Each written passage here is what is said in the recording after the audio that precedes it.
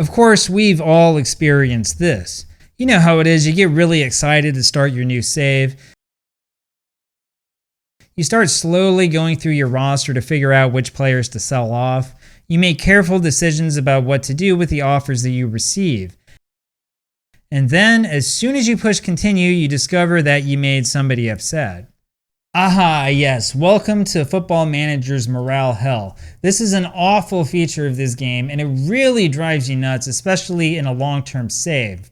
Football Manager insists on putting you through this morale exercise every time you make a serious decision as a manager, and honestly, it really sucks. Now, the truth is that morale has always been a part of Football Manager.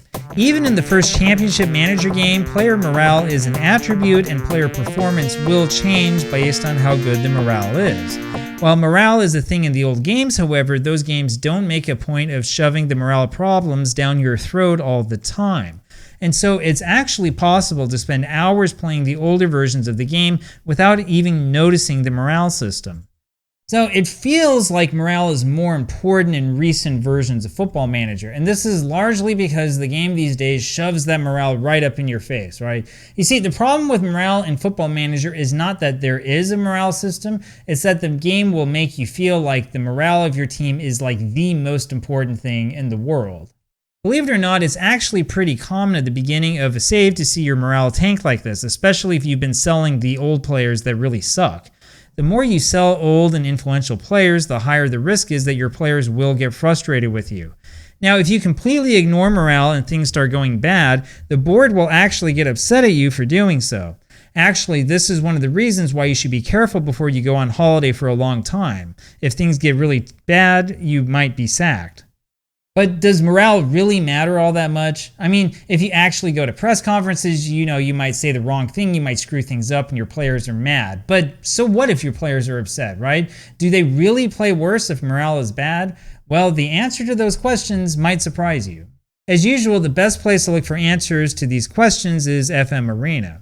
FM Arena does tons of testing on various tactics, but also on things like attributes and even stuff like morale and conditioning. Now, the thing to understand about FM Arena testing is that it's set up in a way to make sure that all the other variables are held constant. This really is an important point, and I really need to stress it. When you and I play our individual saves, we are engaging directly with the game engine, sure. However, we cannot necessarily say that a poor run of form is due to morale or to conditioning or a bad tactic or changes to the match engine or any of this other garbage that I read on the message boards. The problem that you have is that there are way too many variables. So if you get to an important game and wind up winning, it might be evidence that your tactic is strong. Maybe it's evidence that your players have superior attributes when compared to the opposing players. Or maybe you just got lucky, it's really hard to tell.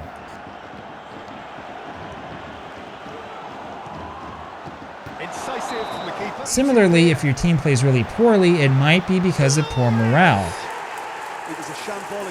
It might be a tactical problem or an issue with individual players. Or maybe you just had bad luck, it's really hard to say. The thing is that the vast majority of Football Manager tactic testing out there is just absolute garbage. It's garbage because you don't have a large enough sample size, right? Most people just do one season, and it's also garbage because you are not adjusting for confounding variables.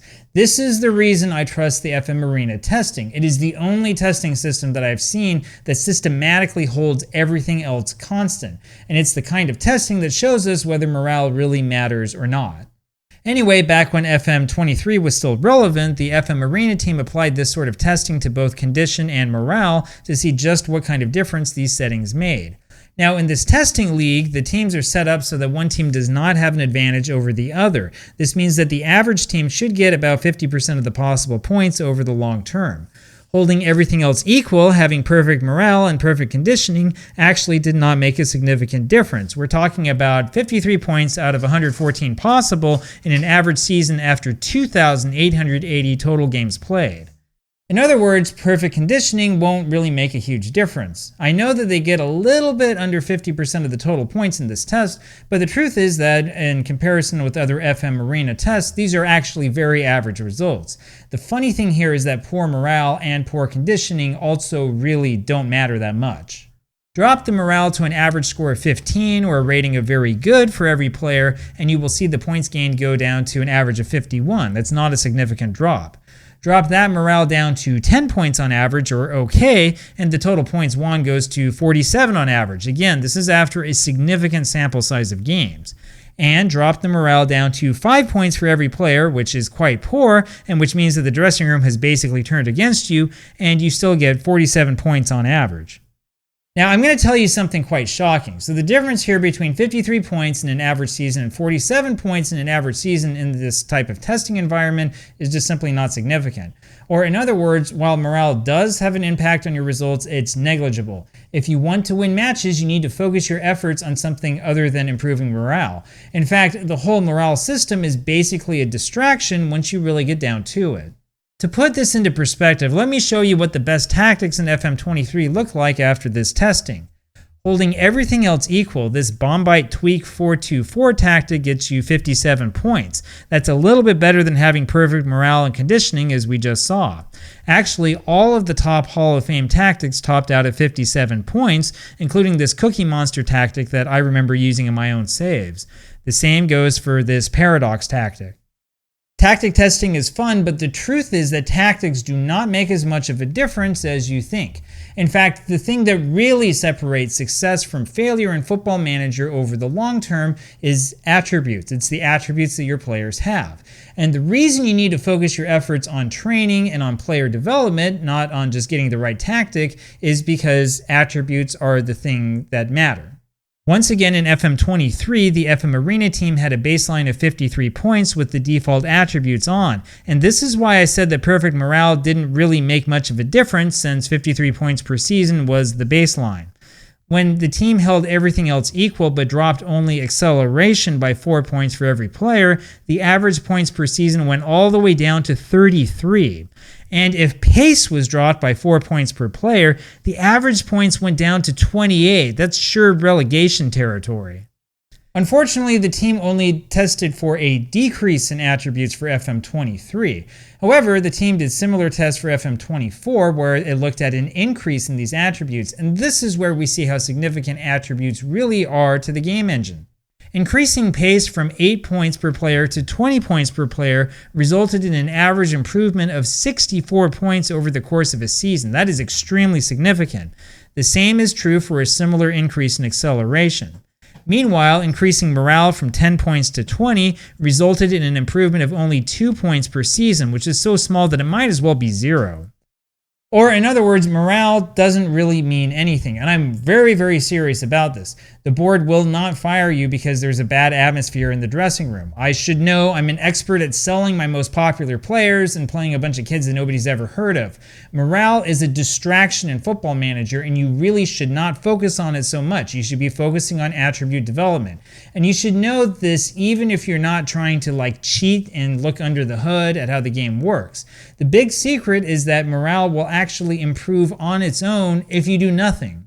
After an aggressive opening few weeks where I sold all of our good players and bought nobody, morale was awful.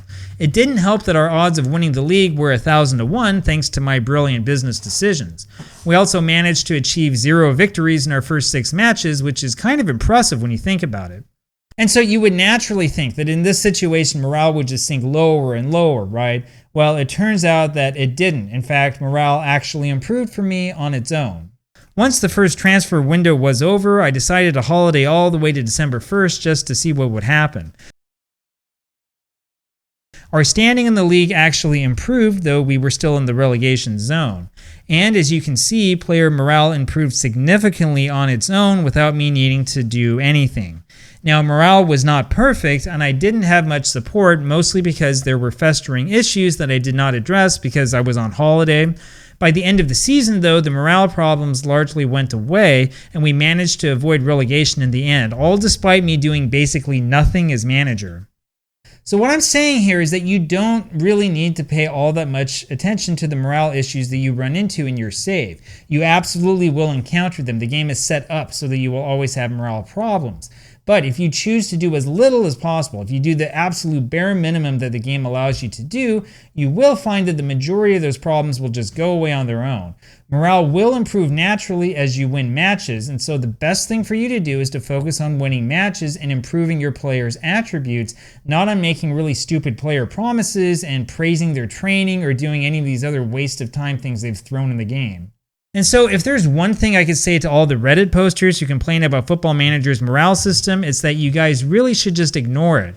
While it is true that you can easily impact morale in Football Manager, it's also true that you can have a positive impact on your team's morale simply by doing nothing at all. Despite having a difficult season overall, and despite the fact that I was on holiday for basically the entire season, morale was actually pretty good before the final game of the season. In the end, this post from the official forums way back in 2012 says it all. Morale really doesn't matter all that much in Football Manager. And honestly, this is the way that the game has always been, and this is likely the way that the game will always be. It doesn't matter if you go back and play the first Championship Manager or if you play FM26. Unless Sports Interactive significantly changes the underlying algorithms, morale will never be important in this game. Now, it might be important to the immersion of your particular save, sure. But again, my advice is to take a step back from the game and relax if your players start getting upset and if that starts having an impact on you. Just let them get upset, focus your efforts on winning and what you know will help your team win, and not on babysitting the players.